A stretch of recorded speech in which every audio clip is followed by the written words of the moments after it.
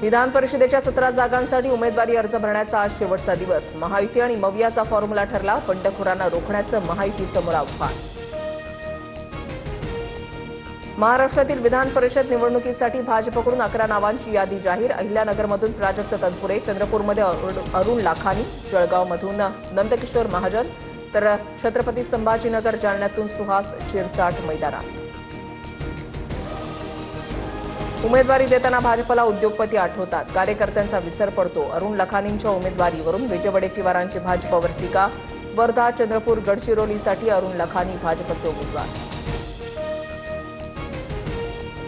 महायुतीमध्ये रायगड विधान परिषदेची जागा राष्ट्रवादीला। महायुतीकडून अनिकेत तटकरे अर्ज भरणार, मात्र शिंदेच्या शिवसेनेकडून महेंद्र दळवींसह मुलगी जुईली दळवींचा अर्ज, तर गोगावलेंचा आम्हाला पाठिंबा, तटकरेंची माहिती।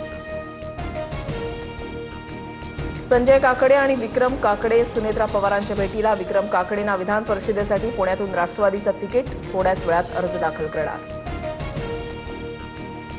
सांगली, सातारा, अहिल्यानगर विधान परिषदेसाठी पवारांच्या उमेदवारांची घोषणा। सांगली, सातारासाठी बाळासाहेब पाटलांना उमेदवारी, तर अहिल्यानगरमधून राणी लंके रिंगणात।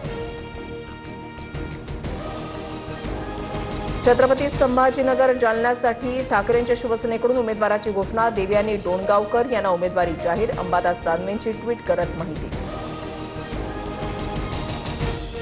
19 किलोच्या व्यावसायिक सिलेंडरच्या दरामध्ये वाढ, 42 ते 53 रुपयांनी महागला। मुंबईमध्ये व्यावसायिक सिलेंडर आता 3067 रुपये 50 पैशांना मिळणार। नवे दर आजपासून लागू। कच्च्या तेलाच्या किमतीमध्ये 2% वाढ। कच्च्या तेलाची किंमत प्रति बॅरल आता $93वर। इस्रायलनं लेबनॉनवर केलेल्या हल्ल्यांमुळे किमती वाढल्याचा अंदाज।